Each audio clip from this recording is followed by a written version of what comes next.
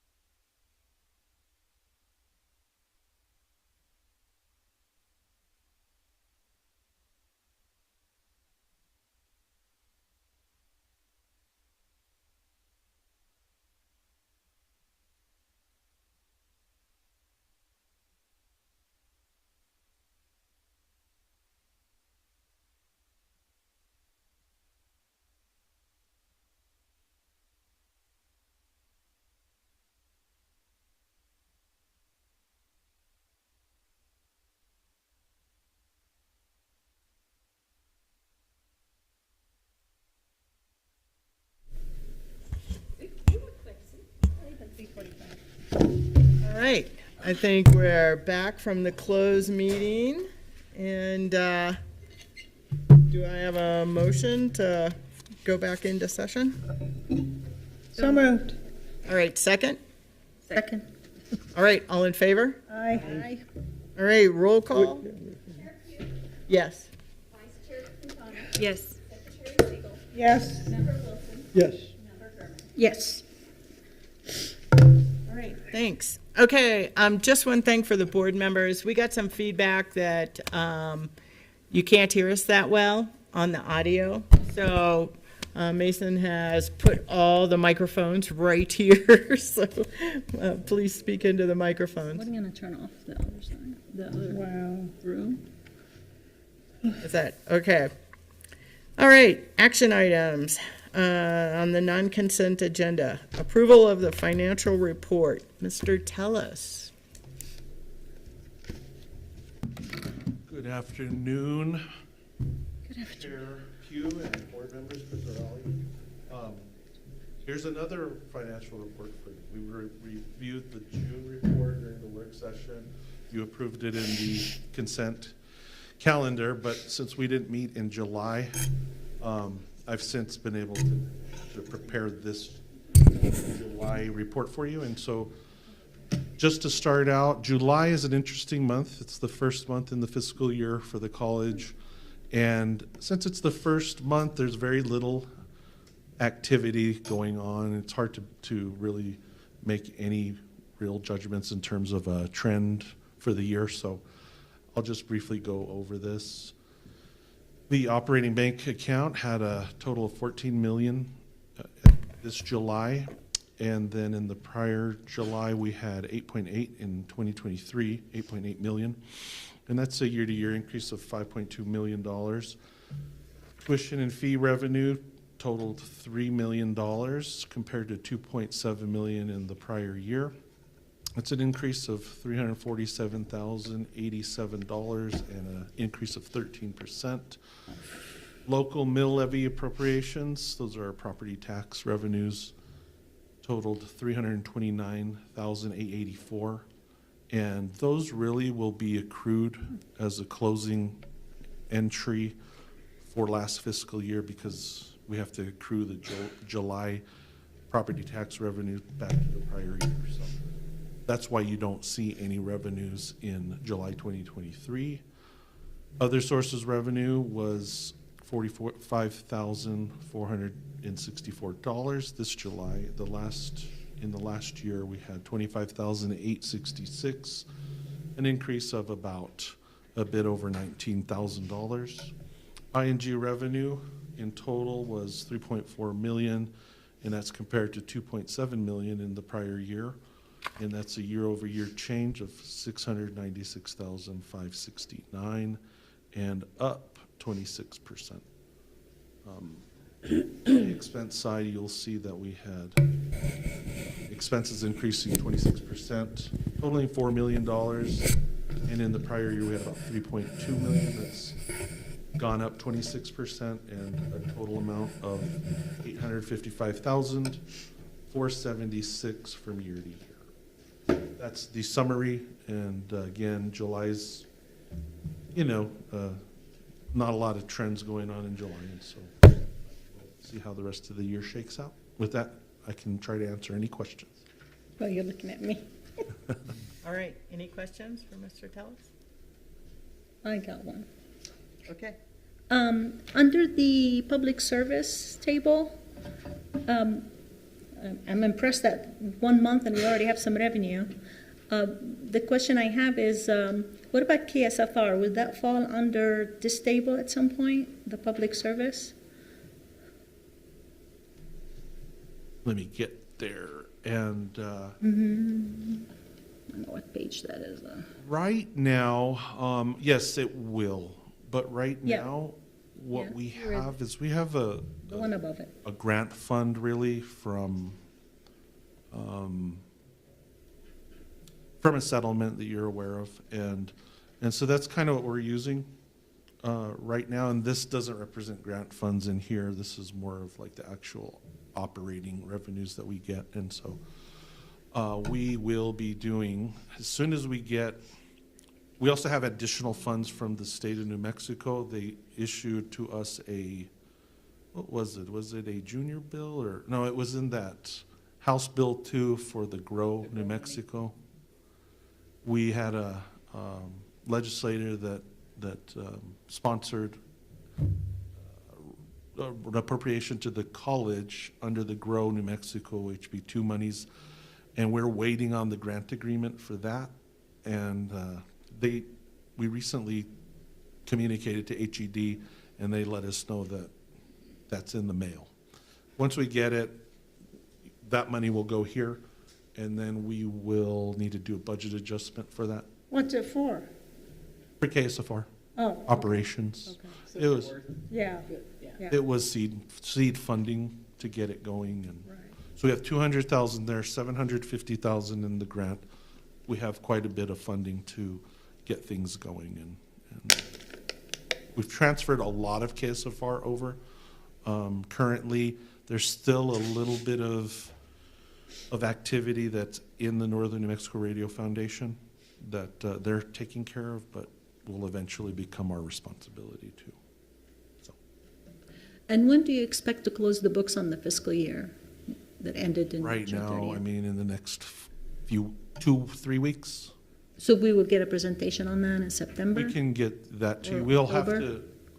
we have to turn in the report of actuals to the higher education department on the 15th, so after September 15th. Okay. So then we should be able to have that on the board agenda in September, Okay, thank you. the report of actual, yeah. Could you have it for the work session? Or would you need to? We might be able to have that for the work session, Okay. depending on when that is, because it's due on the 15th. I And can It's tell the you. 11th. Oh. yeah, probably Not, not. We'll okay. have to get it. We usually submit that the day or the day before. So there's that, but then, it's, even with that report, some of the things aren't finalized. The true final financial report and financial document is the audited financials, and you get that in, January or February of next fiscal year, of next calendar year. All right. Any other questions for Mr. Tellis? All right, do I have a motion to approve the financials? So moved. Second? Second? All right, all in favor? Aye. Thank All you. right. Finances Thank are you. passed. Thank you.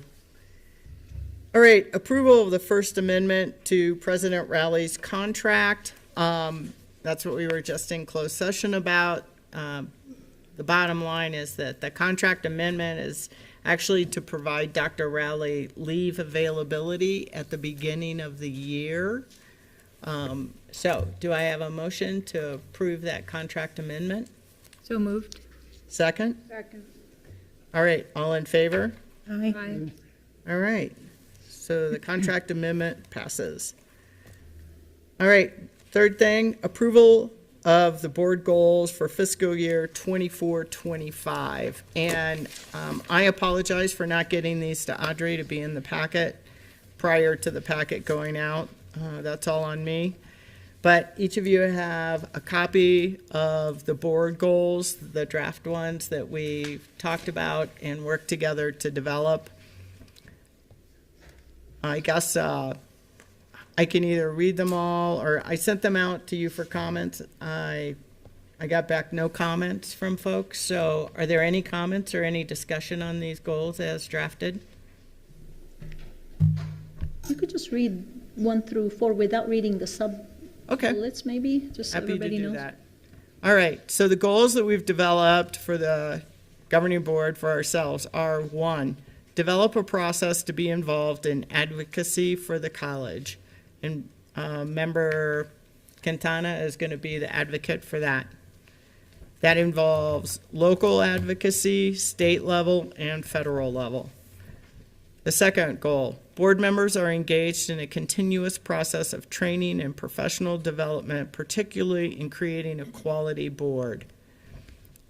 Member Gurman is going to be the advocate for that.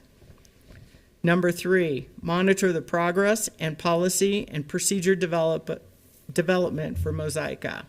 And Member Zuby, Wilson is going to be, I always think of Zuby, but Member Wilson is going to be the advocate for that.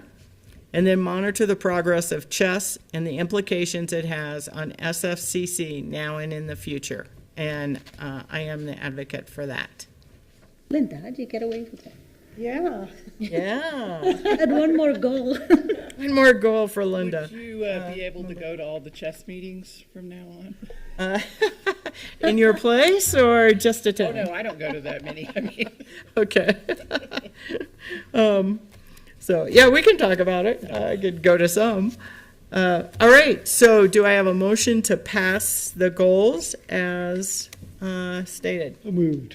All right, a second? Second. All right, all in favor? Aye. All right, the goals are passed. We have goals for the year. Okay, moving on to section 8, information items. We're moving to the strategic plan report, Dr. Morimoto, and the annual report. And then I think, are you doing the initiatives 2024 to 2025, as well as the strategic plan update 2025 to 2030? Yes, and I have my colleague here, Todd Bruce, with me, so he'll be doing the presentation. I'm just here to. Okay, all right. Welcome, Todd. Step out of line, Ralph. Okay. Good afternoon, members of the board. Yes, so I'll start with the annual report. This is a 5-page document, so I'm certainly not going to read through every aspect of it today. A couple of highlights I'd like to put out. The FAFSA completion was flat year over year, but the good thing coming out of the office is that Pell Grants are up by 15%, so that was a pretty big win for them. The SFCC Foundation, they had another banner year, matching funds for the Title V. I believe that's about $150,000, maybe it's more than that. The $50,000 for student emergency assistant and additional funding for the PLOS paid student internships. The early intervention process is another one I'd like to highlight. Implementing instructor insight and dropout detective will be happening in the spring, or in the fall and the spring, respectively, this academic year. These are really important things. There previously was a manual process for this, so it was quite hard to track, and so now this is really setting it up. And some of the metrics coming out of the research we're seeing across the nation is that the early intervention process is one of the most important components. I would like to highlight the Student Parent Initiative. They completed a 2-year learning cohort with Family U, and that was a pretty big one. Many of you will probably notice the number of the new family-friendly spaces they created across campus. I don't know if you want to speak a little bit more to the survey that was done, or if that's more that's going to come out in the coming year. Sure, I don't want to steal Catherine's thunder since she did all the hard work, but Yeah. I think many of you recall that SFCC has a pretty high number of student parents as a student population. So nationally, it's about 25 to 30%. For us, it's about 38% last time we checked of our degree-seeking population. I think that speaks to the good work that both Katrin and her team and everybody on campus who's working hard to support student parents should be commended for their work. Excellent, thank you. Another important one, I think, is the fully online programs. So faculty leadership conducted a review of all the certificates and degrees and worked with NPR to update websites. So for 2024 year to date, for sfcc.edu/online, it was the second highest landing page, which received more than 40,000 direct hits. I think we'll see with this, as well as far as student head count, at present 50% of classes are being taken online. Again, that's by student head count. So. 50. Um, You said 50%? yeah, Wow. that is the data that I was received. Compensation classification study. The committee was formed, drafted scope of work for the RFP, developed the evaluation tool for this, and reviewed and made the helped selected vendors. So the work's going on through the summer and fall right now with that. I know that there'll be more on that from Donna to come. Assessment strategies, they had 100% compliance for fall 2023 data collected in the spring of 24, and also faculty quals. And these are all ones that have been important initiatives over the last few years as getting these numbers up, and having 100% compliance for these is pretty exceptional. It helps with, it was pretty important for our accreditation process as well. Yeah, we got 2 warnings, right, and those were the 2 items. We got it off at the last accreditation visit because of faculty and staff stormwater. Stand for any questions on the annual report. Otherwise, happy to move on to the action plans for the new academic year. I had 2 questions. In terms of the PLOS, are we still receiving funds from Los Alamos for that, support that as well? Yes, sir. And when we are counting online courses versus in person, how do we count Hyperflex? There are separate categories. Okay. So it would be 50% is online and then Hyperflex and in person. Hyperflex would be like kind of like 3%, 2%. Right. And then 47. Yeah. Okay. And then face-to-face, yes. Any other questions? All right, thank you. Oh, I did have a question, and maybe you all are going to get to this later, but so the comp study has started and the interviews are starting. Can you talk to us a little bit about what phase it's in right now, like what's happening currently with that project? Sure. Right now, we're in the phase where most recently the staff members had the opportunity to submit their forms, position information forms to the HRs, which then forwarded to the Bolton. This Thursday, tomorrow, right? There's going to be meeting with the faculty members to have a direct conversation with our consultant, Bolton, to talk about the process, and they'll have the same opportunity to really been given to the staff about filling out their information forms given to HR, which will then upload to Bolton. And so that's the phase we're in right now. Thank you. And do you have a sense of like what percentage of the staff submitted a new or revisions to their job descriptions? We didn't really check for revisions. We sort of reviewed it and then uploaded it. I don't know the exact numbers, but we could get that for you later. That'd be helpful. Thank you. Yeah, I'm curious how many people said that their job has changed since originally being hired. Yeah, and some of them may have. So Okay. Thank you. All right, any other questions? All right, thank you. Moving on to the next. I think we're up next with action plans. Really, this is informational. 16 initiatives identified for the next academic year. Most of these are underway, a little over them. Half of them are drafts that have been approved by the executive sponsor. We've kicked off executive team meetings and are starting to report out on those. And just really, there's a couple of new initiatives in this, but most of them are building on building on the things that we've been working on for the last 4 years. So you can see that some of those things that we've actually reported in the annual reports reflected here because we're trying to get to the next phase. The key theme of this year is alignment with the president's goals, of course, and really focusing on economic mobility of our students. Yeah, support our students, support our community, and build our college capacity. Chair Pugh, Mason, can you put up the 2024-2025 initiatives? It's a separate doc. A separate docs. There are 3 of them that were submitted. That's the second one after the. Yeah.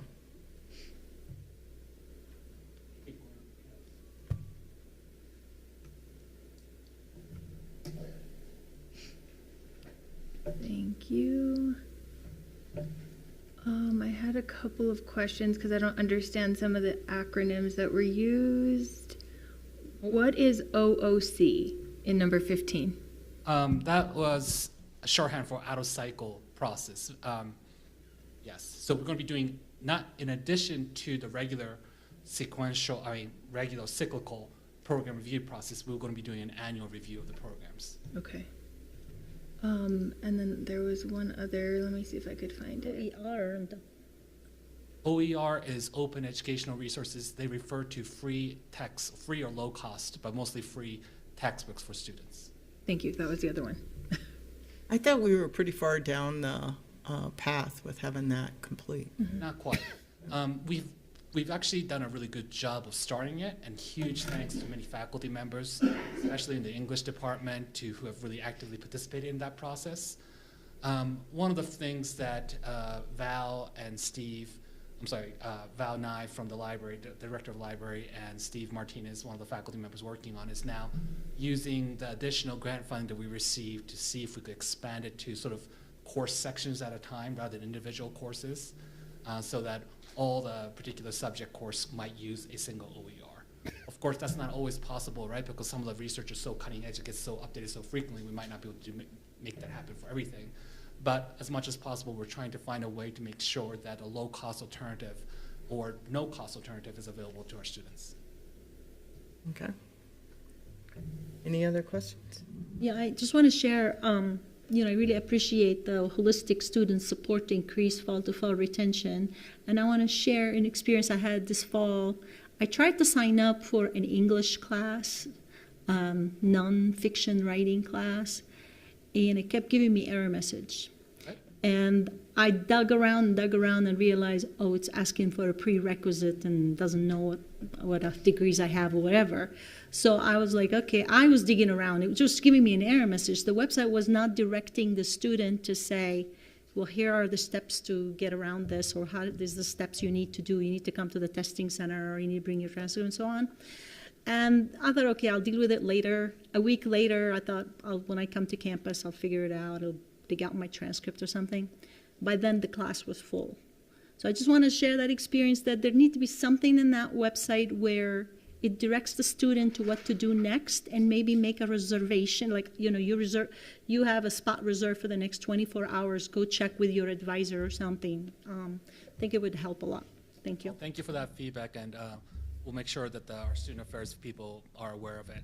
Now, this is one of the reasons why we're trying to transition to Workday, right? Our current banner system is a pretty antiquated system.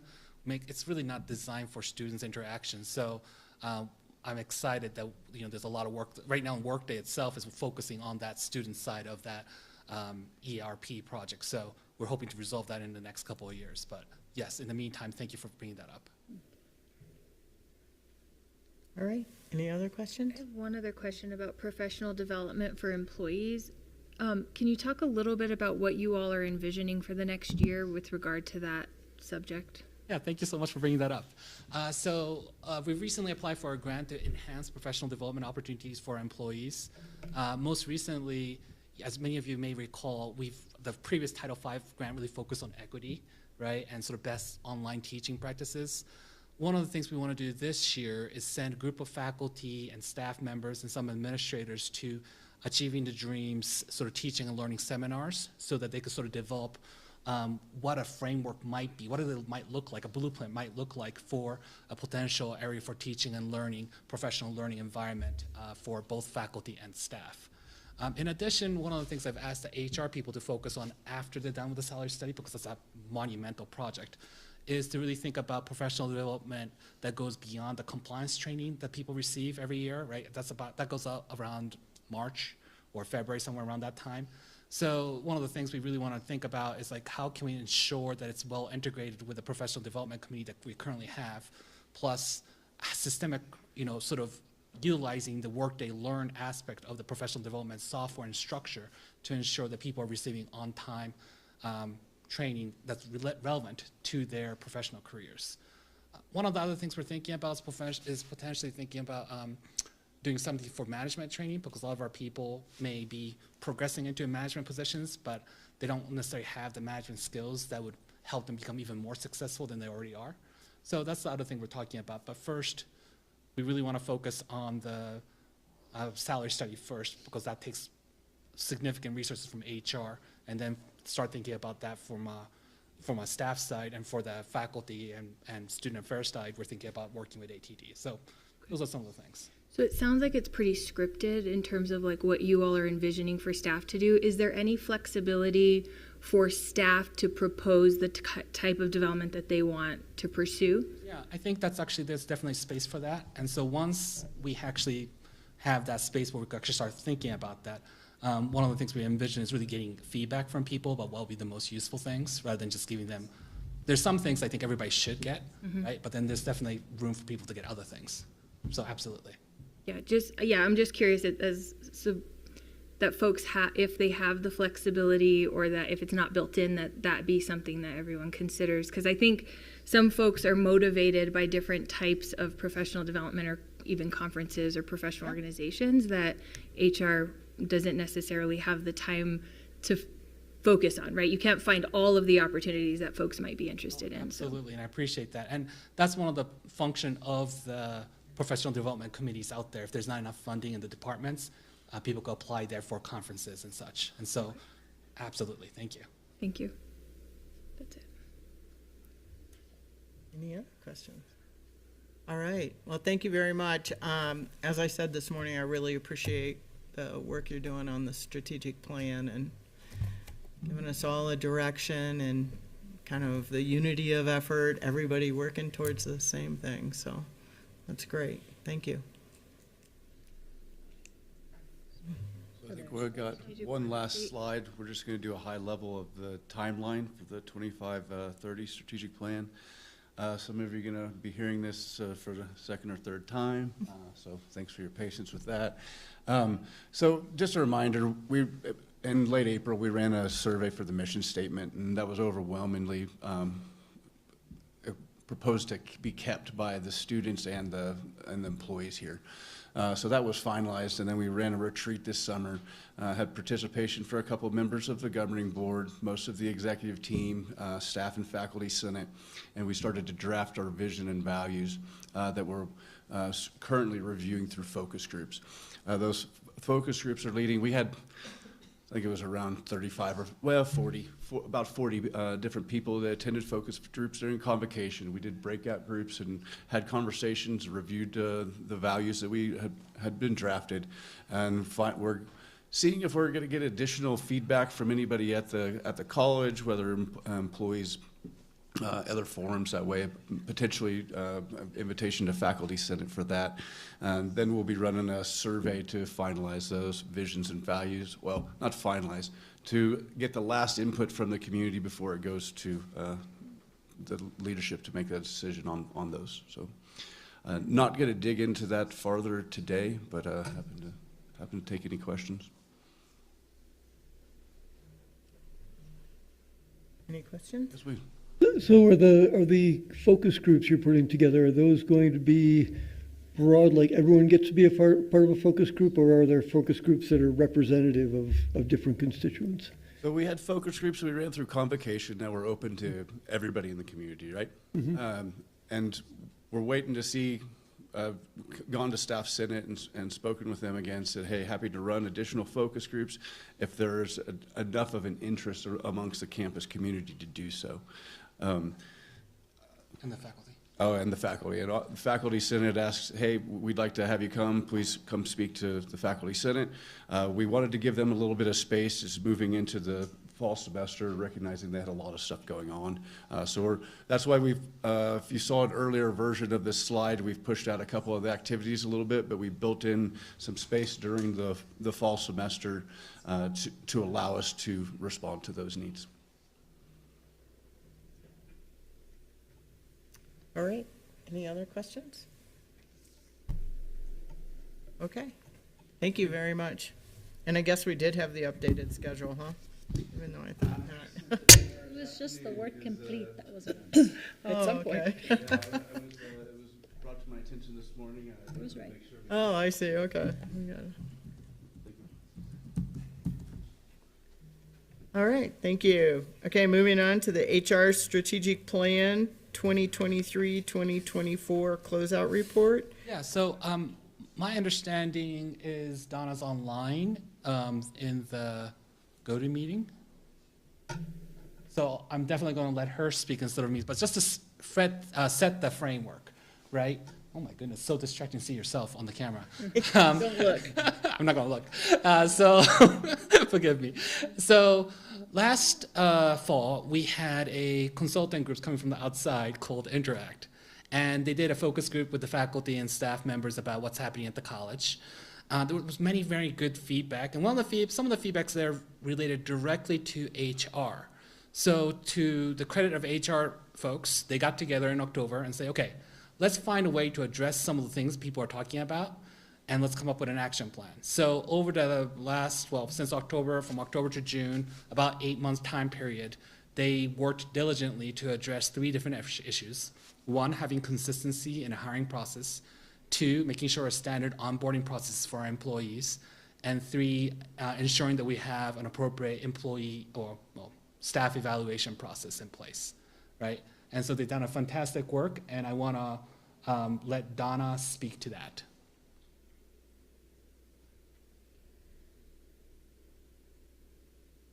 Go for it, Donna. I see your name there. We can't hear you, Donna, if you're speaking. Thank you. There we go. There we go. We hear you. Okay, thank you very much.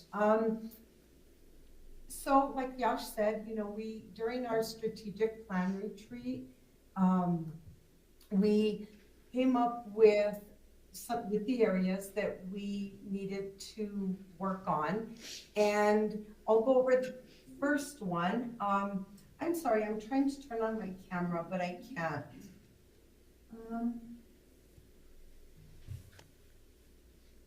Let's see. No. And so one of the areas that we thought that we really needed to work on was our recruitment process. So when we first started out, we found that we had documents all over the place. Things were taking a very long time to get done in our processes. So we worked really hard and we came up with a manual, a search and screen manual. And that manual has been completed, and we are currently using it, as are all of our search and screen committees. And it contains absolutely everything anyone needs to go through our recruitment process. And of course, we took it to all the different governance groups to have them review it. They gave us input. It did take us some time, but we have implemented it, and it seems like our processes are going a lot more smoothly. We will keep looking, to see if there are any areas that we need to improve in, and if so, we'll adjust that document, but we are very happy with that. The second area that we worked on was our performance evaluation. During the pandemic, we noticed that there were a lot of performance evaluations that had not been done. Also, with the implementation of Workday, we are able to conduct performance evaluations using that system. And so this year we implemented, it's kind of we had to do 2 things. First, we had to come up with our performance evaluation for fiscal year 24, which covers July 1 of 2023 through June 30th of 2024. We did that outside of the Workday system. We developed a performance evaluation and implemented that. But what we did do within Workday is we implemented the goal setting part of performance evaluations for fiscal year 25. So the employees and the managers, they sat down, they set their goals, and they agreed on their goals. They submitted that through Workday. So now next year, they will be able to do the full evaluation process using Workday. But this year, because we were behind in the performance evaluation stage, we did have to do it in 2 different processes. And so we've also, in Workday Learning, we have also provided employees, managers, some trainings on how to conduct performance evaluations. And so we've been very pleased with the process, with that process. The third initiative that we've worked on, which may be one of our most important, is our orientation and onboarding program. And so now we had a lot of feedback from new employees that they didn't have the information they needed, when they were hired and such. So we are doing a multi-approach to this. New employees who come on board, they are required to attend a new employee orientation session that we have scheduled every Tuesday at 1:00. And this is where we get all the necessary paperwork that needs to be completed. We do an overview of benefits. We have them do their onboarding tasks and workday. And we do the basic orientation. Then we have another scheduled session for them a couple days later where they get a full orientation on all of the benefits that the college has to offer. Then this month, at the end of this month, something really exciting is we're starting an onboarding program using our Workday learning system. And so that is going to give our new employees a very nice overview of the college, our mission, our values. It'll go through benefits, it'll go through the campus map, it actually has a very nice video, a welcome video from Dr. Rowley. And we're trying to build the program. So of course we have the basics set up now, but our team is working really hard to enhance what we're implementing at this time. And so those are the 3 initiatives we've worked on. And I do have to say a big thank you to our HR team. They've worked really, really hard for the past several months to get these done. And yes, even though we've completed what we've set out to, we are going to continuously look at this and improve where we need to. So thank you very much. And I'll stand for any questions. All right, thank you. Any questions from the board? I do. Okay, Member Gurman? Hi, Donna. So since I became a board member in January, I occasionally check the job openings at the community college, and they ranged the average is about 50 job openings every time I look. And this morning when I looked, it was 69 openings, 40 part-time, 29 full-time, and among the 69, 41 that are academic, so they're faculty, adjunct, full-time.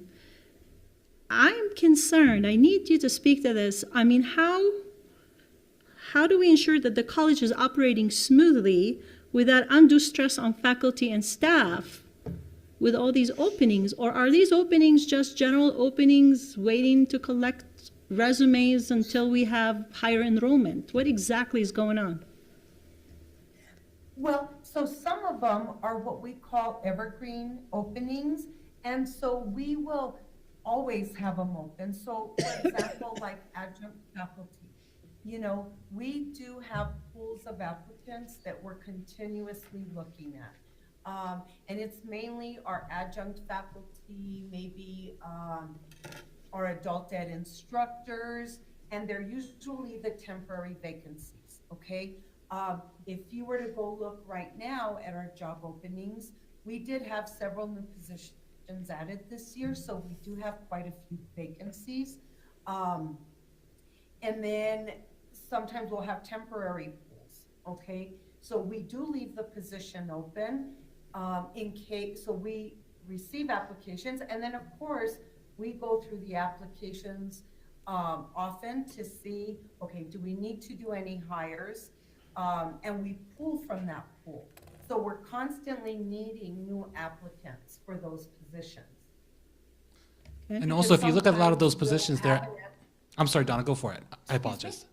No, go for it. I No. apologize. So sometimes, we'll hire an adjunct faculty, but they won't come back next semester. So we go back to the pool and we look for other adjunct faculty. Yeah, and a lot of those Does- postings I'm does looking that at right now answer- are adjunct faculty positions. Yes.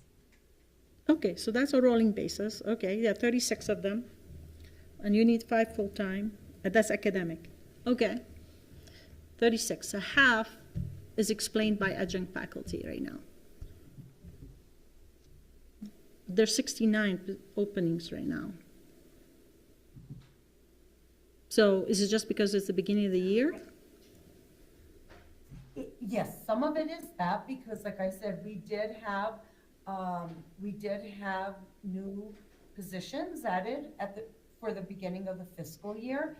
And so we are trying to catch up on filling those positions. Some of them we're probably closing out this week. I know we've hired like 8 people this week. Okay. Great. Yeah, just wanted to know the recruitment. And if it's normal to have so many open positions. Yeah. Okay, thank you. We are really working on getting that, and we monitor it. Yash and I monitor it very often. Yeah, we review it on a monthly basis. Thank you. Is there a goal?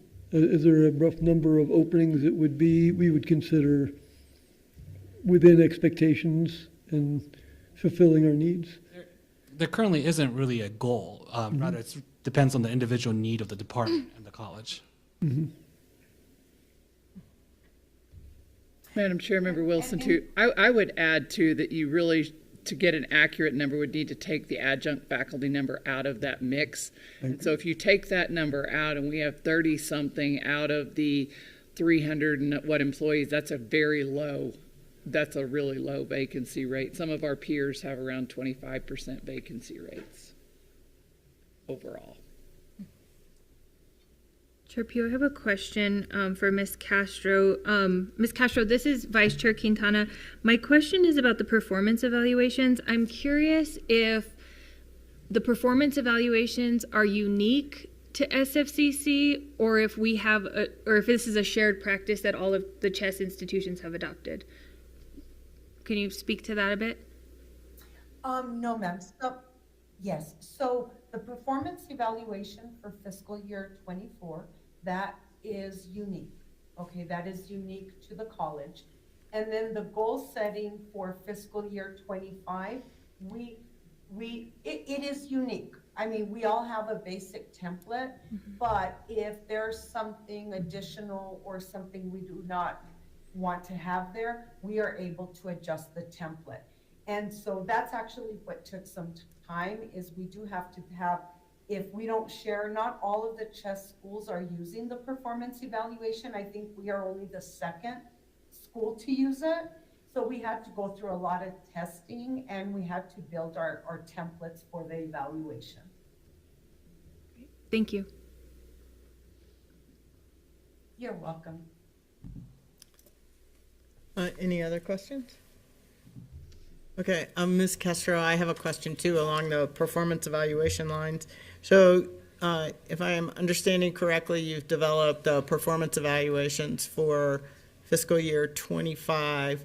I have a question similar to Vice Chair Quintana's, but do we have a global standard for SFCC?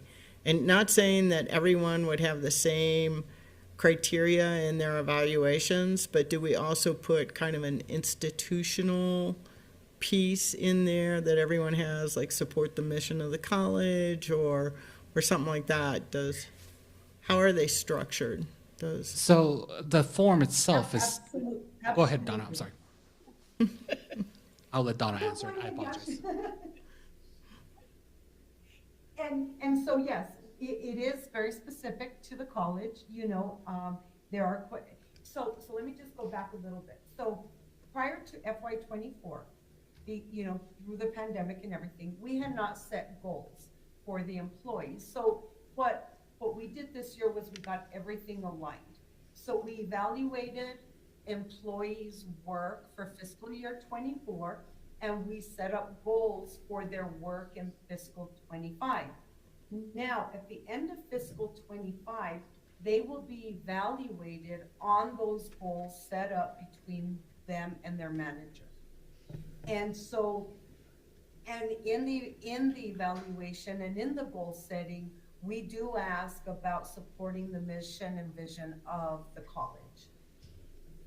So Yash, did you want to add anything else there? No, you've done a great job. Okay. Okay, all right, thank you. Any other questions from the board? No, thank you. Okay, thank you very much, both of you. Thank you. Good work. Thank you. Thank you.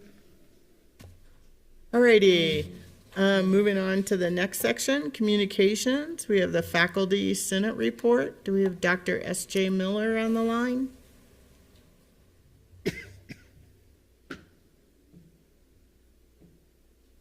You saw him. Here we go. There you are. We see you now. Can you hear me? Yep, and we hear you. Yes, we hear you. Yes. Yes. Can you hear Are us? Yes. You do hear me. That's We do. that's a change. Good afternoon, everybody. Good afternoon, Chairperson Pugh. It's nice to see everybody from a distance. What I'd like to do is provide an update on Faculty Senate and catch you up from the early summer to now. And we are going to be having our first official meeting this coming Friday, although we did meet during convocation. So a few updates. First of all, we had a really lovely coming back together. We got to reconnect and meet new faces, which We lost your audio. You. He's not. Lost you. Oh, we cannot hear you. We heard you for a while, but then you went quiet. We cannot hear you.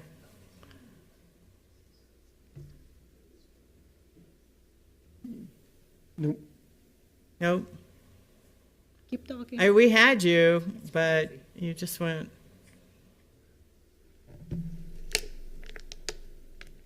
It's AI. Excuse me? It's AI. It's AI. Still nothing. You're not muted on our end.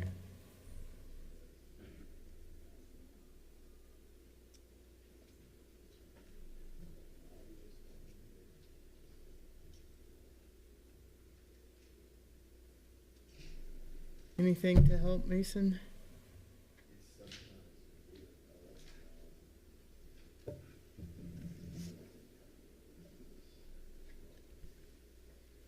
wonder if next time we could do it keeps happening. Let's see.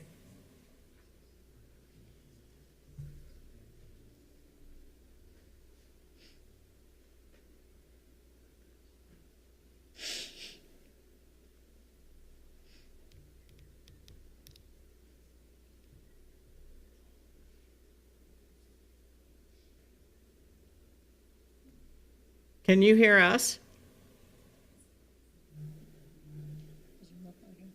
Click on the setting wheel and then choose audio.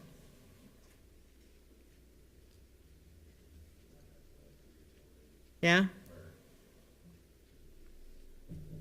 Dr. Miller, they're saying possibly rejoin. In the meantime, maybe we can go to the Senate faculty meetings? Mason, would that work, or do you need to be online with him? The stuff. Okay. We're going to move to the Senate faculty. Steph said it. I'm sorry. Oh, totally. I'm not reading. I'm just, okay. Staff Senate.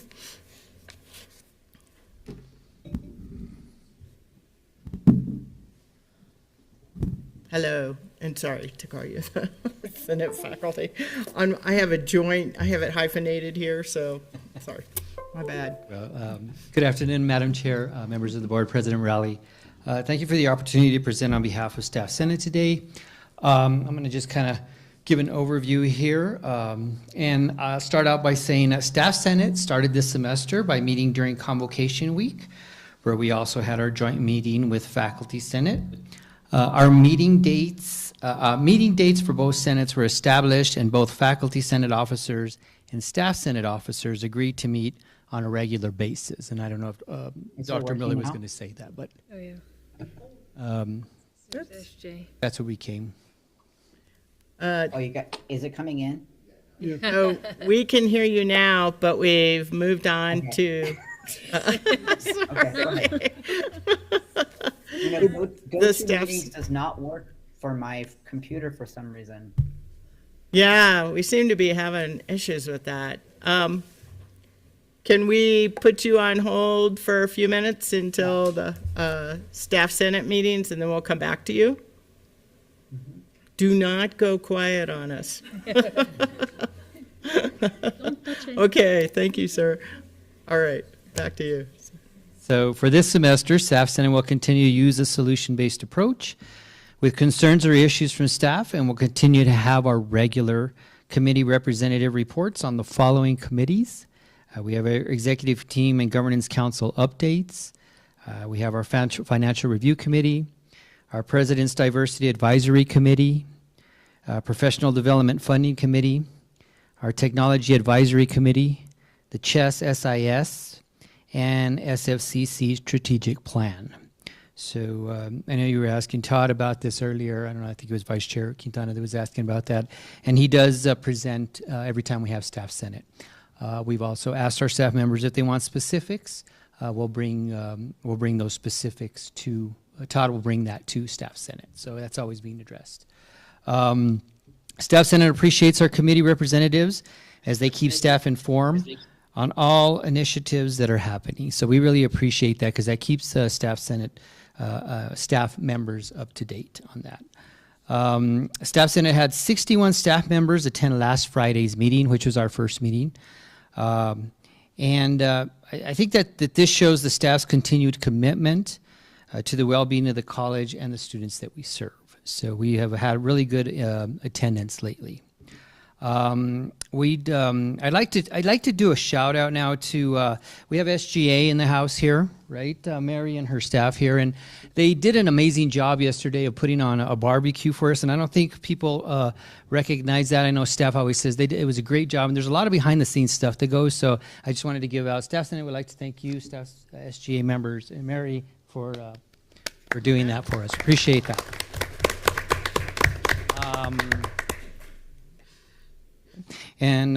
With that, I stand for any questions. All right, thank you. Any questions? Just out of curiosity, when you have 65 people in a meeting, is that an online meeting, in person? What percent? How many people come in person to a meeting? Chair Pugh, Member Wilson, yes, that is correct. It's all online. It's all online. It's all online. Okay. Yes. Mm-hmm. Yeah, we've talked about going back to in person. It seems because we do have some staff members that work, off campus, or Friday may be their day that they work from home. We want to make sure we give an opportunity to everybody to participate. So. Just out of curiosity, are we 100% certain that all of our grounds and maintenance staff feel that is an accessible form for them to participate? Yes, Member Wilson, yes. We have reached out to them. We haven't got any feedback on a yes or a no or but yes, they do have the opportunity just like everyone else. Okay. There was a time. Yes, yes, sir. Member Gurman? Hi. I'm glad to see that the bathroom quotes as a project of the staff, because I was surprised one time seeing that. And I'm like, in Spanish, didn't know what it was saying. I didn't know if it was somebody vandalizing the bathroom or putting stuff up or what.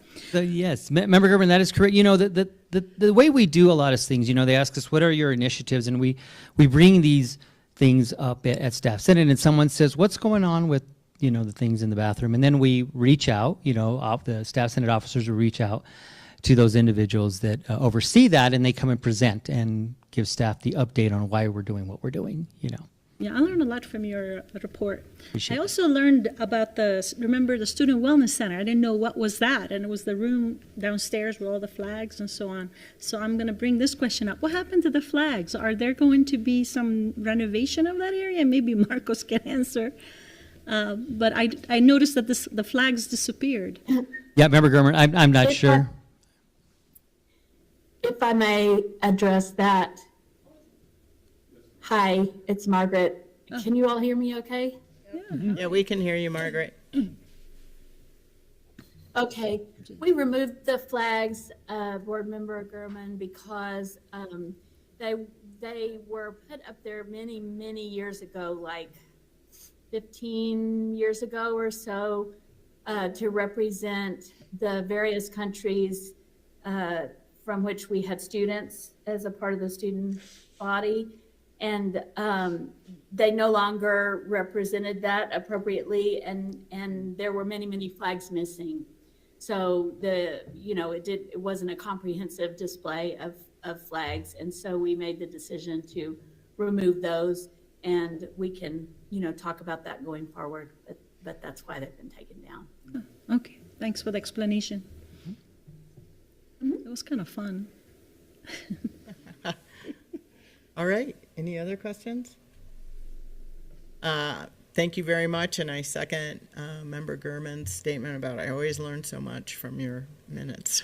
Thank you, appreciate that. Thank you. All right. Dr. Miller, can you hear us, and can we hear you? Oh, no. Oh, Speak, no. please speak. Oh, no.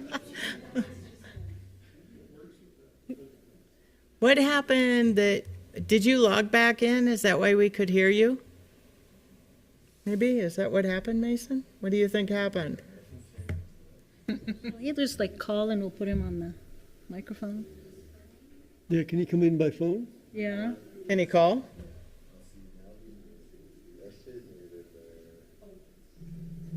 It shows muted. Yes, call us. Yep. Call us. Okay, who should he should call? Dr. Miller, can you call us? What about now? Yay! Yes, Whatever you did. What? Yes. Yes. Yes. yes, we hear Can you you. hear me? Yes. We hear you. Okay. All right, I better talk. I really don't know what happens with this system. Okay. So anyway, thank you for having me here this afternoon, Chairperson Pugh and esteemed colleagues.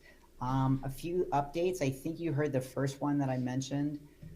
We're going to be meeting every other week with faculty staff. So we will be starting this Friday officially with our first meeting post-convocation. Faculty officers have been invited to meet once a week now, so we can plan out and talk about concerns that are coming forward prior to coming to Faculty Senate, so we can streamline our agenda since they continue to be very, very full. We already have, I think, 3 planned out at this point because of visitations and getting to know people across campus better than we have in the past. So we're looking forward to that. Michelle and Robert and I have agreed to meet as needed so that we can have more overlap between faculty, staff, and Senate, and I know we're looking forward to that. Next, Rachel Mangini from English has decided to stay on as our adjunct faculty rep, and we are having elections this Friday for 2 additional reps, and we do have 2 people that have already come forward. So hopefully we will have 3 adjunct representatives. In terms of our committee reports that will be ongoing, as well as new committees that have come forward, we'll have ongoing reports from the President's Diversity Advisory Committee. We will have reports from academic rank, from learning assessment, from general education, from the curriculum committee, from the academic program review committee, from our policy review committee, from our technology OTL advisory committee, from our professional development funding committee, from our OER task force, and our newly formed AI committee. Some of the things that we've been thinking about going forward, first of all, I've now had a conversation with Dr. Rowley and Margaret Peters, and our Faculty Senate revised constitution has met their expectations, and we will be putting that forward once it goes back to Faculty Senate. We are very deliberately and intentionally, as I said earlier, going to be reaching out and inviting constituents from across campus because we would really like to understand what's going on. And I really want to encourage people to, get out of their departments and their programs and go meet people across campus. I think a lot of faculty work in isolation, and Senate is the one place we all come together. However, we really aren't, I think, thoroughly aware of all the amazing things that are happening behind the scenes. And as someone now who has the opportunity to go to myriad meetings, I'm blown away. I mean, I feel like I'm a novice at SFCC and just hearing about the amazing initiatives underway. One of the things that Robert and Michelle and I have been talking about is we're aware that there are only 90 minutes allotted per week of release time for faculty and staff to use the gym or go to the fitness center. And we were struggling with 90 minutes really isn't a lot of time. And if you were to divide that out over 5 days, you get about 15 minutes a day to go to the gym and take a fitness class, which really you can't do in 15 minutes. And so we're going to think about looking into policy 4-36, which is the compensation and benefits policy. And we are eager to have that conversation. We think everybody would benefit from having more time to get out and enjoy the fitness center and the gym, or just to have a nice walk outside. In addition, we hope to be revisiting what shared governance means and connecting with Dr. Rowley regarding the process, participation, and ensuring fidelity to what shared governance is. And some of those conversations have already begun, and we're looking forward to strengthening the shared governance on campus and ensuring that voices are heard from the different constituents on campus. One of the pressing issues that has been brought forward in Senate, which we've tabled for now, is that the FERPA student records policy has been requested to be updated so that peer grading is permitted. So that's something we'll be looking into. Tomorrow afternoon, the faculty senate and faculty members of campus will be visiting with the Bolton Reserve representatives and with Donna Castro to talk about and provide input about our work across campus. And I've been talking to several colleagues who cannot be there, and currently I'm cataloging their questions to make sure they're represented at the table. This coming Friday, Laura, Yash, and Donna will be meeting with Faculty Senate to review Policy 411, which is the newly formed remote work policy. And at our meeting as well on Friday, Leah Goldstein will be attending to speak with us about mental health awareness for our students. So I think that's about it. Questions for me? All right, any questions for Dr. Miller? I have a question. Okay, Member Siegel. So in the minutes that we have, there's is this the proposed constitutional changes? Yeah, so so we didn't realize that there was a kind of a windy way that Faculty Senate initially went. They didn't realize that it had to go to Becky and Margaret first. So I forwarded it to them, and Becky and Margaret gave their approval today. So that will be going back to Faculty Senate for a conversation on Friday. Okay, thanks. Absolutely. Right. Any other questions? Member Vice Chair. SJ, I have a couple of clarifying questions. So for the FERPA student grading modification that you are looking into, does FERPA provide guidance on how we can do that, or is this an internal policy that you're referencing about student grading? I'm not sure. Okay. I'm not sure. Margaret probably has more information on that than I do. Yeah, I was just curious because I know, right, we can't change FERPA, but if there is guidance there around student grading, then that's wonderful. But I think just want to be clear on what it is we're trying to do there, because there's certain things that we just can't touch. And then the other thing I have a question about is, go ahead, Margaret. I was just going to say that's absolutely correct, Board Member Quintana. And so we'd have to follow up with our resident FERPA experts, Bernadette, our registrar, Bernadette Gonzalez, and Tomasina Ortiz Gallegos. But you're right, we've got to follow the laws about FERPA. Thank you. Yep, thank you. Thank you, Margaret. And then my other question, the release time for fitness, I think this is really important, and I'm just curious because 90 minutes is pretty standard across organizations and industry. I'm curious if you all are finding something different in your benchmarking. It does say 90, but if you think about it, a fitness class is usually, an hour, and it says they have 90 minutes for an entire week, which means basically you could go to the fitness center maybe realistically twice. And so if we're really talking about creating a campus that supports people's mental health and wellness, we know that 90 minutes is not enough. It's barely enough to walk over there and get back to your office. Okay, and just so I make sure that I understand, so the what you all are looking into is a revision to the policy that would allow for more fitness time during the week to allow for folks to actually take fitness classes as opposed to just doing their own working out during the week in those 90 minutes. Is that correct? Correct, but you know what? We noticed this, that it said you have 90 minutes for a fitness class. It doesn't say to get out and walk. Okay. If I may add, Thank you, SJ. That's helpful. if I may add some contextual history there. So the 90 minutes isn't meant to be inclusive of everything. So the 90 minutes was created back in the day to add 30 minutes of extra time it takes for people to add to their lunch hour to use the fitness centers. So if you take that 30 minutes, 30 minutes times 3 equals 90 minutes, then that gives employees about 3 times a week to use their lunch hours to take a class or go to the fitness center and work out.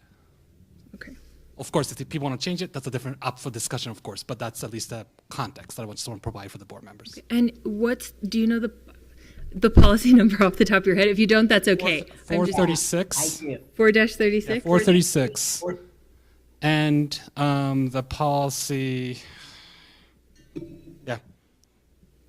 full-time regular employees and core faculty members, including those in probationary status, may take 90 minutes per week of paid release time to attend a health and fitness education course with the approval of their supervisor. So most cases, people say, I want to take their lunch hours at 1, so I could take this class, and I'm going to use that 30 minutes so they could go and change and come back. Okay.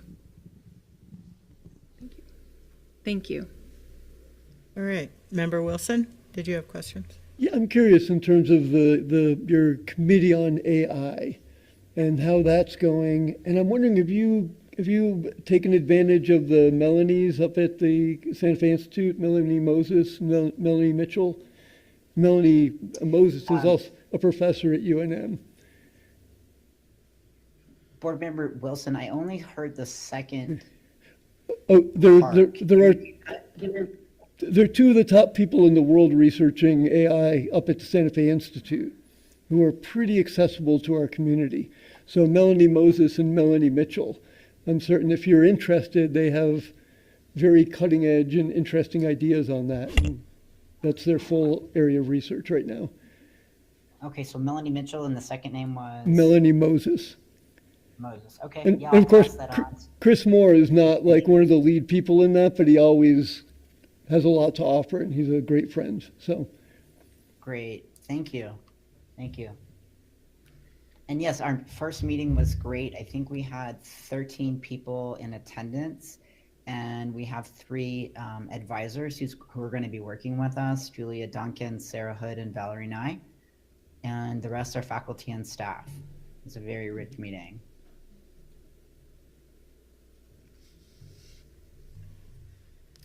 All right. Any other questions? Dr. Miller, I do have one question about just timeline with your constitution. Per the document you gave us, the highlighted areas, I believe, are what you're adding. And of course, the deleted areas kind of speak for themselves. But once this goes through the faculty senate, when do you expect it to be back to us? And will we see any other changes? Well, let me ask you this. By when would you like it? We have 3 more meetings for the rest of the year. So I don't know what your timeline is. We have, we have 3 more governing board meetings and 3 more work sessions. So September, October, and November. Yeah, we should be able to get it to you, I would imagine, by the next meeting, because we'll be talking about it this coming Friday, now that we know that Margaret and Becky have given their approval. Oh, okay. All right. And then go ahead. The work session. Yeah, so we might be able to, if you work with Audrey, we could probably get it into the work session, September 11th. And, Okay, September 11th, okay. And Audrey, I thought that we weren't able to get it in this time because we got it into you a little bit late. Right. That is correct, but you can all need it by the Wednesday before the work session. And I'll send you an email to remind you. Okay, fantastic, thank you. and if you just highlight any changes that come out of, if there are any changes that come out of the Okay. faculty senate. Does the board need to vote on their constitution? We want to discuss. Okay. In policy. Okay, that sounds good. Thank you. All right. I'm glad we could finally speak with you. Yeah. Maybe we'll see you in person next time. Okay. Thanks, everybody. Have a nice All right, thank you. Bye-bye. Bye-bye. Okay, so moving on to student government, I'd like to welcome Magdalena Archuleta, our new student government rep, and we're going to do an oath of office, and then also if you could just tell us a little bit about yourself and introduce your officers. So, Thank you. Yes, sounds good. okay, let's do the oath of office. I think you have it Yes. there with you, and my understanding is you just read this, and then we sign it. Okay. All right? Is that our, okay. All right, over to you. I, Magdalena Archuleta, do solemnly swear that I will support the Constitution of the United States of America and the Constitution and laws of the State of New Mexico, and that I will faithfully and impartially discharge the duties of office of Members, Santa Fe Community College Board, Santa Fe, New Mexico, which I am about to enter according to law and to the best of my ability. So help me God. All right. Welcome.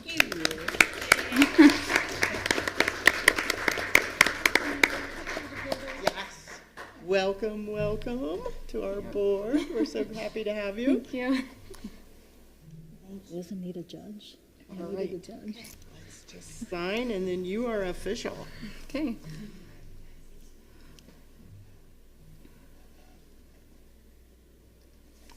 All right.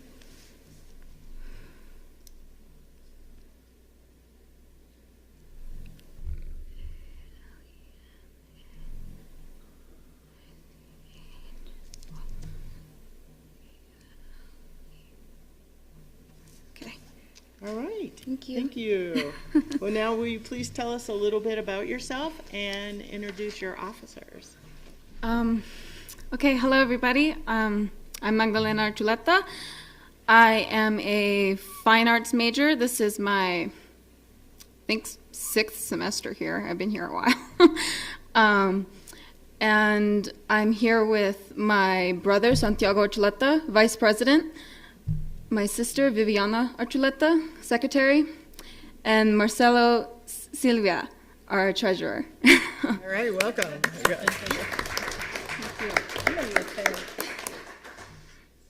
And also my mom, an ambassador, Jessica Archuleta. I'm really excited to be here, but very nervous. Okay, so I'll just get right into my presentation. Okay. So I'm going to backtrack a little bit. I'm going to go into what we did for summer term. So summer term, student government partnered with student activities on June 26th of 2024 to host the annual SFCC Pride event. We had over 150 people show up. SGA, we've started giving out bags, like gift bags at our events that include snacks, stickers, and other goodies, school supplies, things like that. Our secretary, Viviana Archuleta, she has been designing the stickers specific to the events. So for Pride, for example, she had stickers that said SFCC takes pride in you and bookmarks, which went over really well. Students were really excited to see that. And she was also in charge of the posters and all of our flyers, so she does an amazing job at that, and I just like to point that out.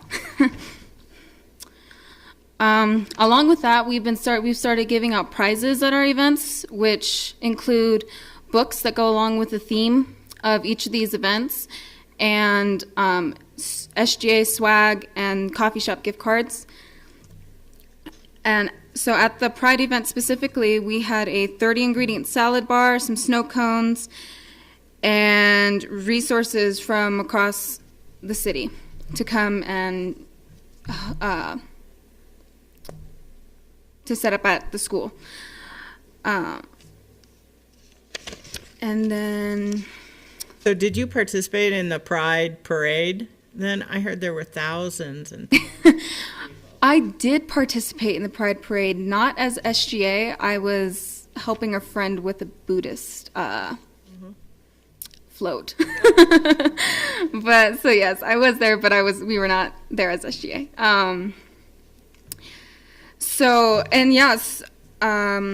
On July 10th of 2024, we had these summer fiestas, and that was the day members of us members of SGA were sworn into office.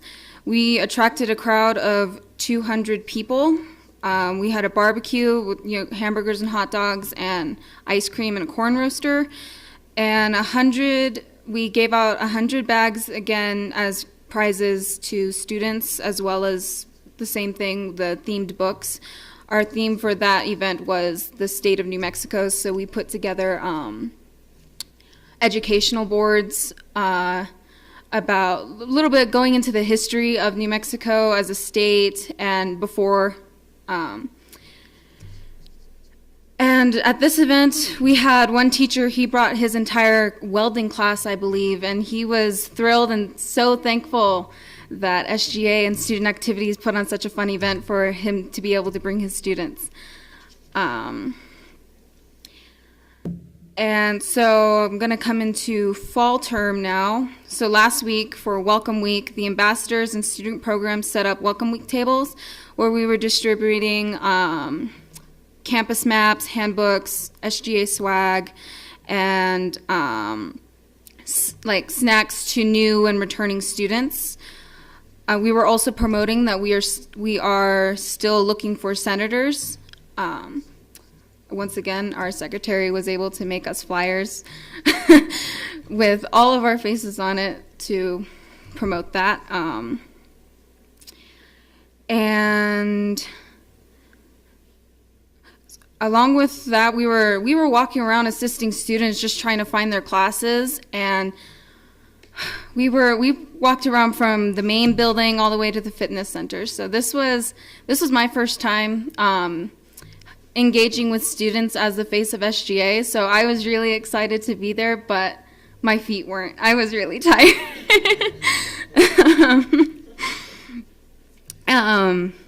In addition to that, to setting up the tables, SGA had, we set up carts filled with school supplies, food, again, campus maps, and things like that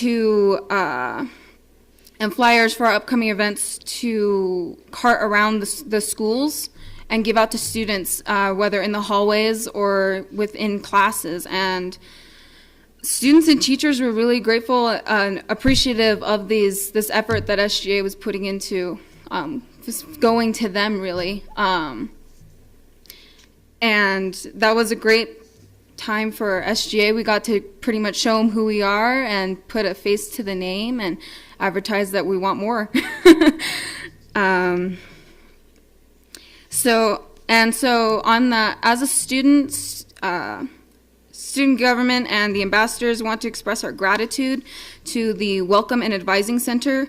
We worked hard, and they were working really hard all week last week as well. Students would come to our table, and we would send them right over to the Welcome Center just to get IDs, registrations, and like check their class schedule. So big shout out to them. Thank you guys so much. And a special shout out goes to the advisor, Melba Ramos, who went above and beyond with assisting a distressed student who was confused about his about being registered. But she took him right away, and she helped him physically walk over and get him registered for classes. So now he's going to be a full-time student here, which is great. And on a personal note, she also helped me later on that day when I was trying to locate a class for a student. So again, thank you, Melba. So yes, yesterday, August 27th, Student Government and Student Activities hosted a Welcome Back barbecue and also celebrated SFCC's 40th birthday with cupcakes in the campus courtyard. We had around 300 attendees. This included students, adult education students, and employees. We're noticing a happy shift in our events. We're seeing that we're having a higher percentage of students attending these.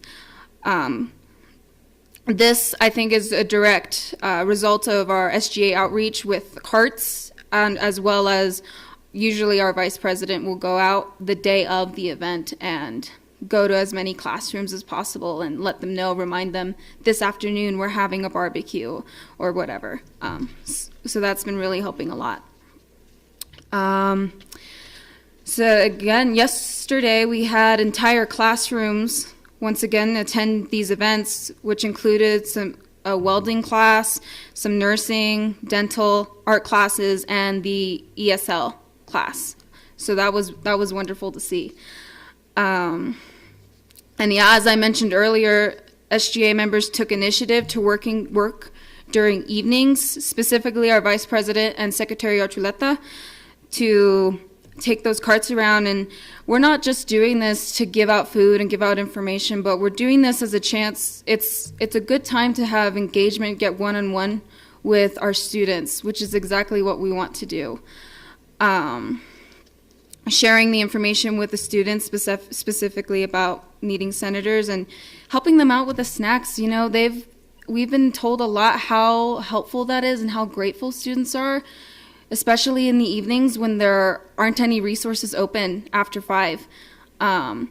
So yeah, when we've gone out, they've expressed being like, man, I haven't eaten since lunch, or I didn't even pack a lunch. I've been here all day, so this is really helpful. Thank you, SGA.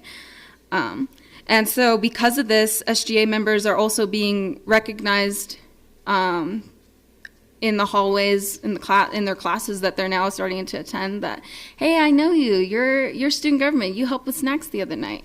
Or in my class, when I let them know that we're having the barbecue, one of my classmates had told me, your brother was at my class the other night and he was giving out snacks.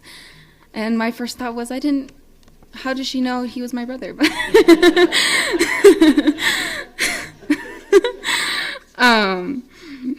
So yeah, I think that's definitely a direction SGA is going to continue going into with outreach, as well as looking into how we can reach other students that aren't even on campus. We want to figure out how we can engage students that are strictly online.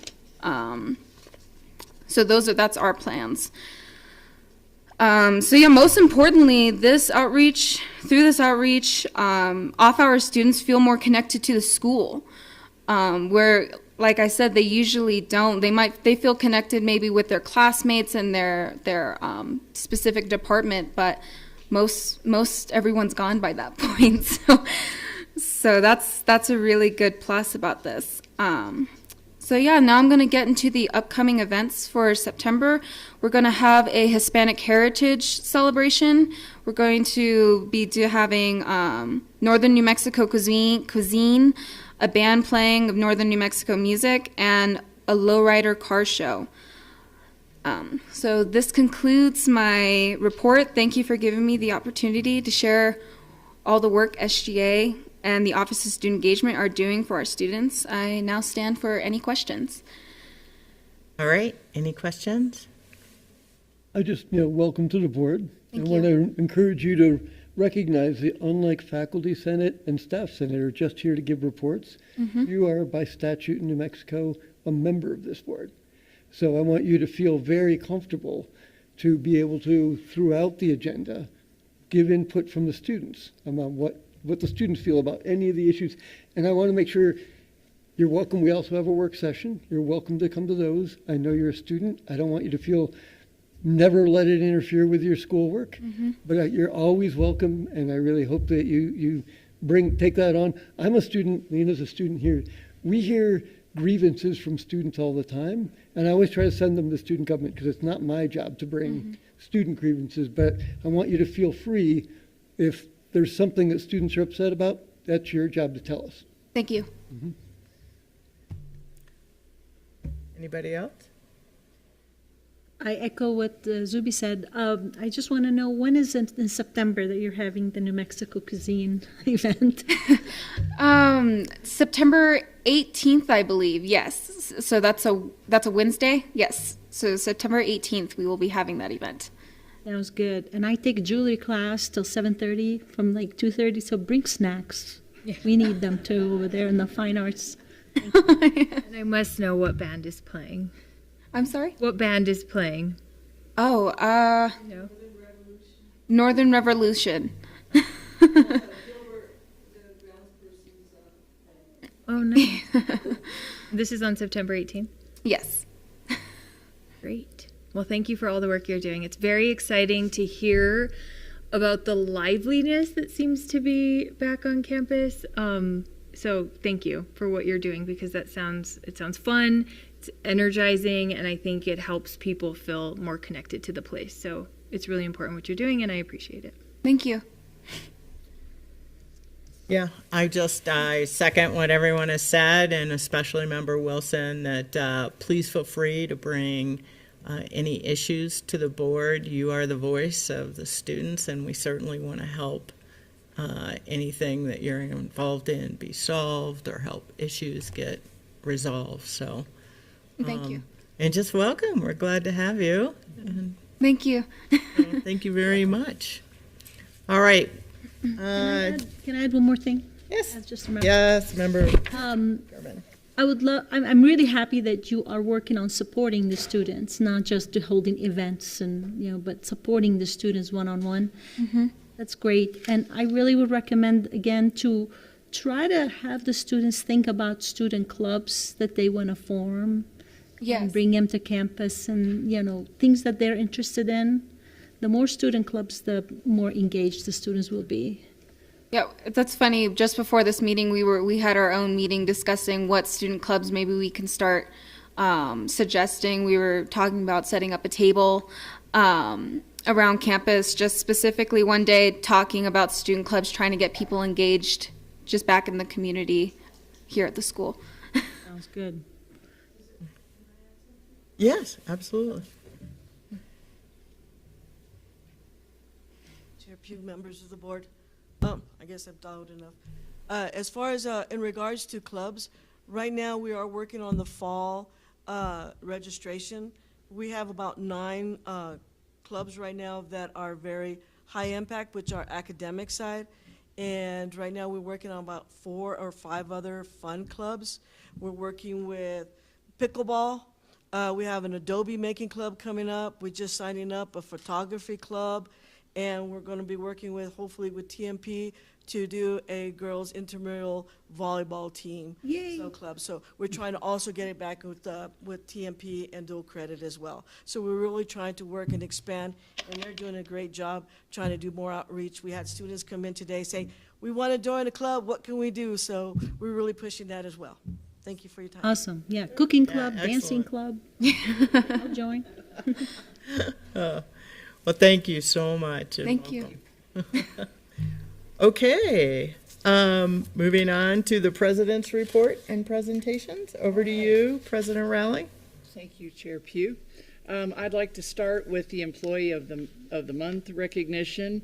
This month's employee is Monique Romero from She is the Accessibility Services Coordinator and Case Manager, and she was nominated by Nikki McKay, who is the Dual Credit Specialist. And you can see there that Monique has been signaled for appreciation, and also Lanisha, who works with her in the Student Wellness Center. So we really appreciate all of their work. This is a very well-deserved recognition. I appreciate Nikki for nominating Monique. So I have a few things that I want to touch on that are in the report, and then a few things that are outside of the report, and they kind of all go together. As you noticed, we are having an open house on September 19th, I think it is, with IAIA. The Santa Fe Community College portion starts at 10 o'clock and goes until 2 o'clock. And the IAIA portion starts at 1 o'clock and goes until 5 o'clock. Both colleges are having a lot of demonstrations in especially fine art programs. And there are also, Santa Fe Community College has, we call it a garage sale. I seem to remember hats or something last year.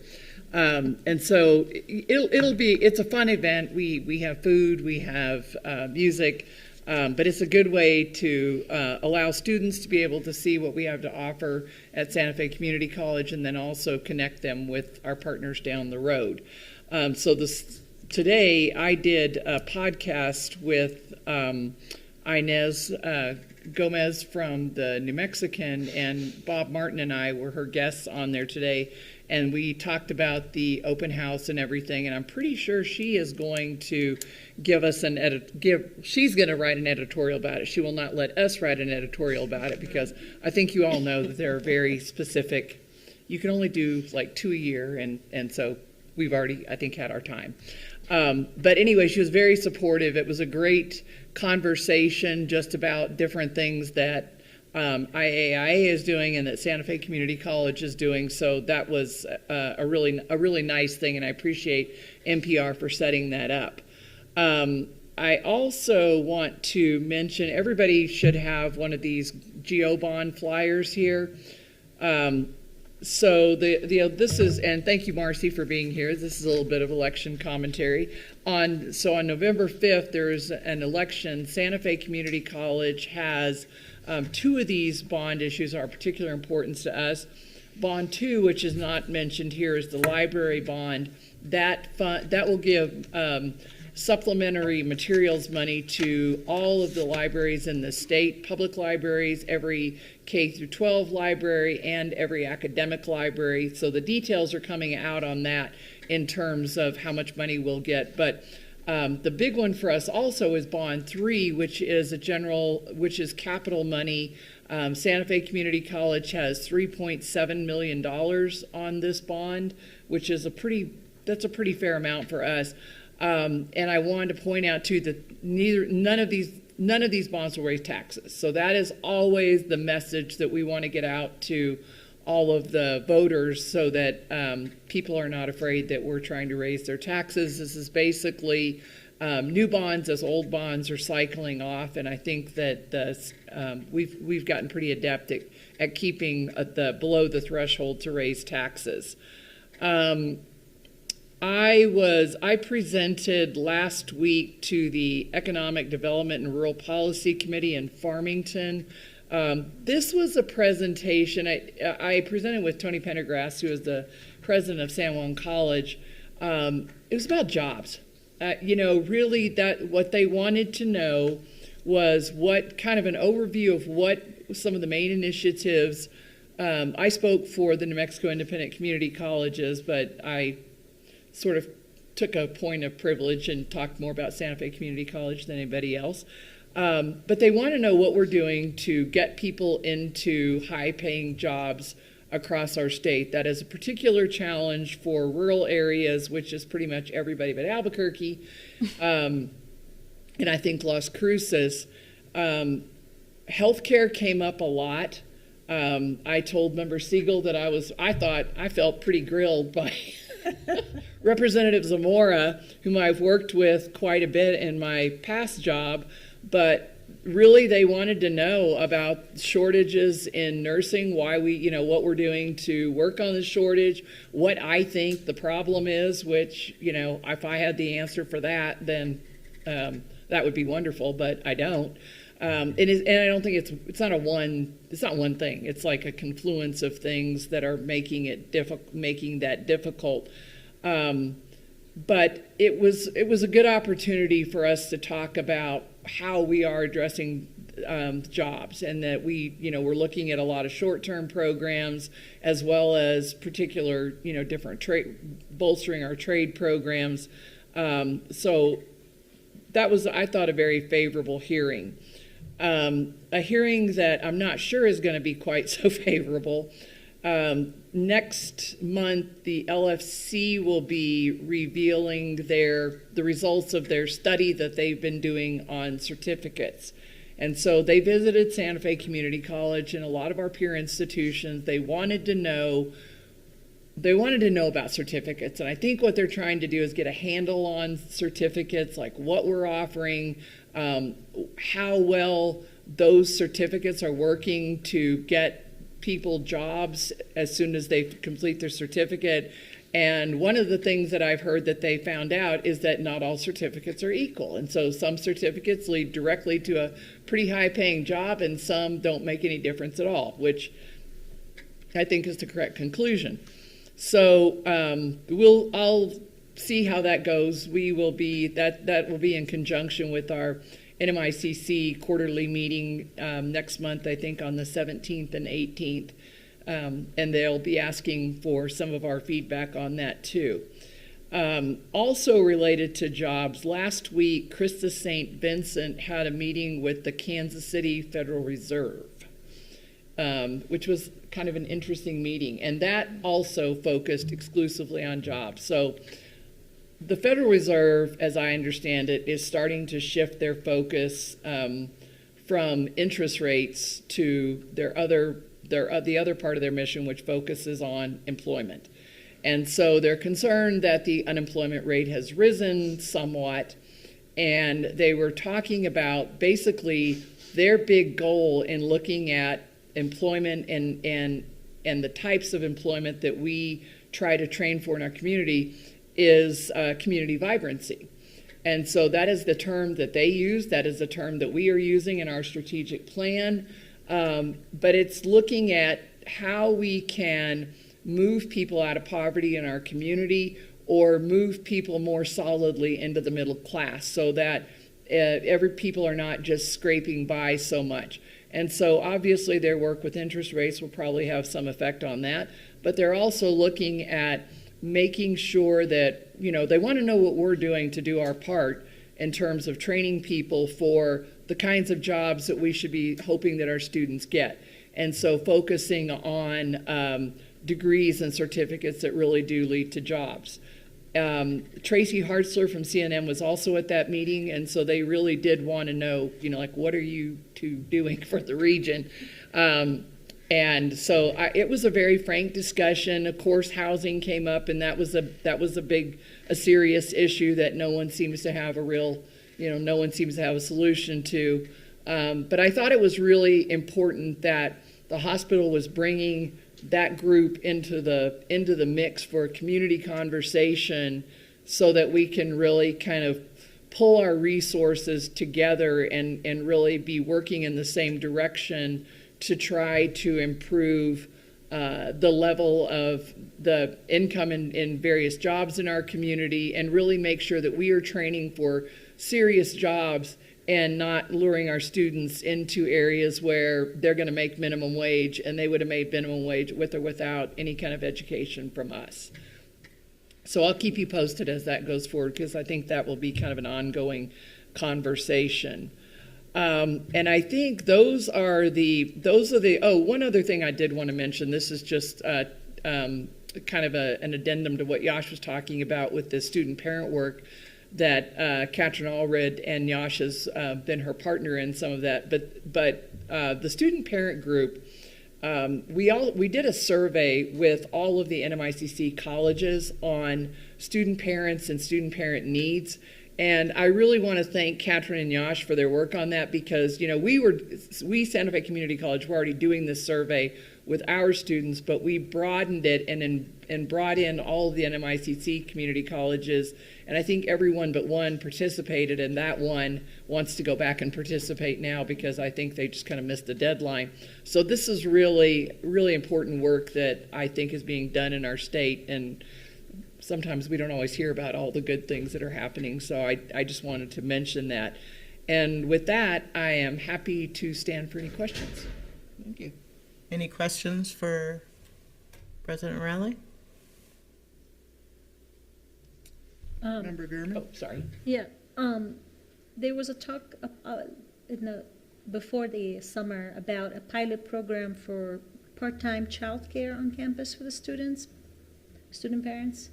Is that taking off? Is that still in? We have not built that up yet, but we are still, hopefully we're going to be able to launch that within the next semester. And our goal is to start, when you mentioned a pilot, to start with a specific group of students, and we talked about starting with health students in healthcare, nursing students, and looking so that we can kind of, it'll be easier for us to start if we can kind of match schedules and we don't have that complete randomness of people who don't have anything in common with schedules. But thank you for asking about that.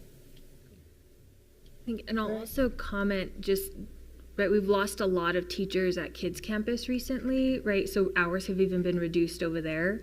So I think, like, realistically, what can we expect in terms of hiring those people who are offering shorter or fewer hours throughout the week? But yeah, there have been some pretty significant staffing changes over there, and I think just kind of a shortage in our community overall is contributing to that, but something we need to kind of be aware of. Thank you. Thank you for bringing that up, Madam Chair, Member Quintana, because that is, and I think scheduling is the biggest problem for us right now in keeping teachers at Kids Campus, because we have a lot of competition from the public schools and from a few other a little bit larger child care providers who have a little bit abbreviated hours and are paying about the same thing. And so we're looking at how we can address that issue right now. Thank you. All right. Any other questions for President Rowley? All right. Thank you very much for your report. It's always so informative. Okay. Moving on to board reports, discussions, and other business. I just wanted to mention a couple things. Our next meeting will be a work session on September 11th. During that session, Mr. Tellis will have handouts for us on the financials. And then at the schedule we settled on was then at the governing board meeting, we would actually be given the updates and vote on it then. Additionally, we had requested that the policy review schedule have an update with policy 1-28 and 1-29 instrument and the revision that's happening on that. So maybe Lena and Pierre can give us an update at the work session on September 11th. And I think that's, and also an update on policy 1-2, governing board authority, roles and responsibilities. And one more update on policy 9-3, whether we're archiving or revisioning the external funding grants. So we should expect to see that at the September 11th meeting. Okay, that's all the business I had. Moving on, public comments. Are there any public comments? There are no public comments. Okay, thank you. All right, so just announcing the next board meetings. We have the work session I just mentioned, September 11th at 3 p.m. You're all welcome to join us, and especially you, Magdalena. And then we'll have our next governing board meeting, September 25th at 3 p.m. And also we have moved the October governing board meeting to October 30th because we will be at a professional development activity the week of the meeting. So in October, the governing board meeting will be October 30th at 3 p.m. And with that, I'm not. Yes, ma'am. Comment. Well, first of all, we need to list October 9th work session in the list too. We have an October 9 work session meeting. Just so Okay. we know. We can do that. And I had a comment. I want to congratulate the fitness center for being #1 in the Santa Fe Reporter. It's one of my favorite places on campus. And also, we have an employee, Jocelyn, I'm going to butcher her name, Jocelyn Hernandez Monsalvo. She is a bilingual early childhood coordinator, is going to be honored with the Santa Fe Hispanic Chamber of Commerce as 40 under 40 honorees, getting an excellent. Thank you. award. So just want to mention that and recognize that. Thank you. All right, thank you. I'm sorry I blew through that. Does anyone else have any announcements from the board? Okay, with that, I'll take a motion to adjourn. So moved. Second? Second, no one wants to leave. What? And all in favor? Aye. All right, we are adjourned. Almost 5 o'clock.